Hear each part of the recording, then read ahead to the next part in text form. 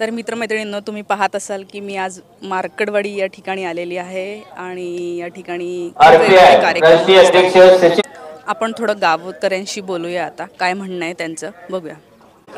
काय चर्चा आहे गावात तुमच्या? गावामध्ये अशी चर्चा आहे की ईव्हीएम मध्ये झोलझाल झालेला आहे आणि तसा विचार केला तर प्रचाराच्या वेळेस जे रामभाऊ सातपुते आहेत ते वारंवार म्हणत होते माझ्या मागे एक अदृश्य शक्ती आहे. ते आता आम्हाला समजलं की अदृश्य शक्ती काय आहे त्याच्या पाठीमागे. तर ही ईव्हीएम हीच त्यांच्या पाठीमागे अदृश्य शक्ती होती ही आता समजायला लागलेलो गेले. म्हणून आम्हाला ईव्हीएमवर शंका आहे, बॅलेट पेपरवर मतदान घ्यायचं. आता त्यांनी नाही घेऊ दिलं, पण मग तुम्ही काय करणार आता पुढे? आता आम्ही ह्याच्या म्हणजे शांततेच्या मार्गाने आंदोलन सुरू ठेवणार आहे. आता जाहीर केले साहेबांनी त्या पद्धतीने आम्ही चालू ठेवू. माझं म्हणणं आहे की ईव्हीएमवर आमची शंका आहे. ईव्हीएम मशीन बंद करा आणि बॅलेट पेपरवर मतदान होऊ द्या. जनतेचं म्हणणं आहे, आमच्या सगळ्याचं म्हणणं आहे, देशाचं म्हणणं आहे. दिलं इथून पुढे काय स्टेप असणार आहे गावकऱ्यांची? इथून पुढे जर ईव्हीएम असेल तर गावकरी मतदानच करणार आहे. आम्ही मतदानावर बहिष्कार घालणार आहोत. प्रत्येक ठिकाणी बॅलेट पेपरवर मतदान व्हावं अशी आमची इच्छा आहे, अपेक्षा आहे. या गावामध्ये आज शरद पवार यांची सभा होती. तर या सभेला उपस्थित असलेले गावकरी काय म्हणालेले आहेत आणि सभेला उपस्थित असलेले पाहुणे जसे की विद्या चव्हाण मॅडम आणि जयंत पाटील हे काय म्हणालेले आहेत ते पहा. जयंत पाटील यांनी जी आकडेवारी सांगितलेली आहे ती खूप जास्त बारकाईने बघा, खूप गोष्टी आपल्या लक्षात येतील. प्रशासन सरकारने विकत घेतला आहे का, हा माझा सर्वप्रथम सर्व महाराष्ट्रातील जनतेला पहिला मोलाचा प्रश्न आहे. गुन्ह्याविरुद्ध उभा राहायचं हे माझ्या सावित्रीनं मला तिसरीच्याच इतिहासात शिकवलं होतं.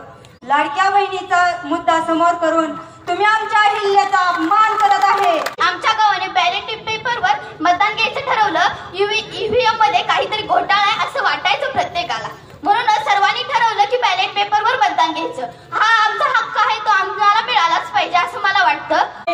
अनेक वर्ष हे ईव्हीएम मध्ये काहीतरी गडबड आहे आणि त्याच्यामुळे 2019 साली सुद्धा 330 खासदार भाजपचे निवडून आलेले नव्हते. हे त्यांच्या देहबोलीवरनं, बॉडी लँग्वेज वरनं कळत होतं की चोरीने हे सत्तेवर बसलेले. आता सुद्धा लोकसभेला सुद्धा त्यांना 79 म्हणजे 69 जागा कमी पडलेल्या असताना सुद्धा ईव्हीएमने त्यांना सत्तेवर बसवलंय आणि चंद्रबाबू नायडू आणि नितीश कुमार यांच्या कृपेने ते सत्तेवरती बसलेले आहेत. आणि आता महाराष्ट्रात जो शपथविधी झाला तो सुद्धा ते ईव्हीएमचं सरकार आहे, खोटारडं सरकार आहे. 101 विधानसभा मतदारसंघामध्ये पोस्टामध्ये आघाडी होती. पोस्टल बॅलेटमध्ये, पोस्टाच्या मतामध्ये त्यांचे त्यावेळी निवडून आले 105. शिवसेना, एकत्रित असणारी शिवसेना उद्धव ठाकरे साहेबांच्या नेतृत्वाखाली त्यांना पोस्टामध्ये 56 ठिकाणी आघाडी होती, त्यांची 56 निवडून आली. काँग्रेस पक्षाला 45 ठिकाणी आघाडी होती, त्यांचे त्यावेळी 44 आमदार निवडून आले. राष्ट्रवादी काँग्रेस पक्ष म्हणून आमच्या पक्षाला 60 ठिकाणी आघाडी होती, आमचे 54 निवडून आले. म्हणजे जिथं आघाडी आहे त्याच्यापेक्षा कमी किंवा एखाद दोन आमदार जास्त आले. 2024 ला काय झालं तर भारतीय जनता पक्षाला 84 ठिकाणी आघाडी होती पोस्टल बॅलेटमध्ये, त्यांच्या आल्या 132 जागा निवडून.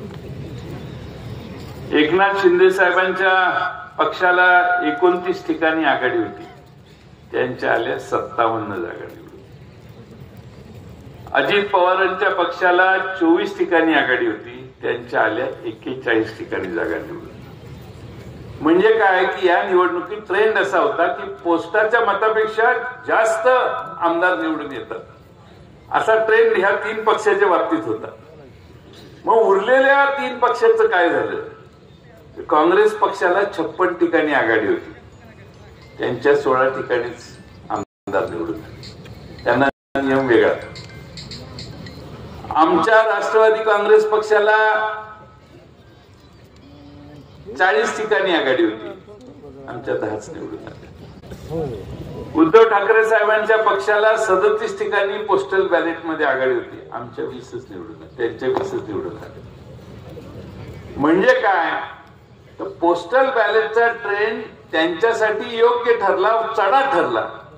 आणि पोस्टल बॅलेटमध्ये आम्हाला ज्यांनी मतं देऊन लीड दिला त्यांची मतं चुकीची ठरली. गावातल्या ईव्हीएम मधून त्यांना मतं कमी निघाली. हा एक मोठा विरोधाभास आपल्या सगळ्यांच्या निदर्शनाला आणतो आणि म्हणून लोकांच्या मनात शंका आहे. माझ्या मतदारसंघात अशी गावं आहेत सगळ्या पार्ट्या माझंच काम करतात. एक माणूस विरोधात फिरत नाही, समोर सभा नाही, उमेदवाराची भेट नाही.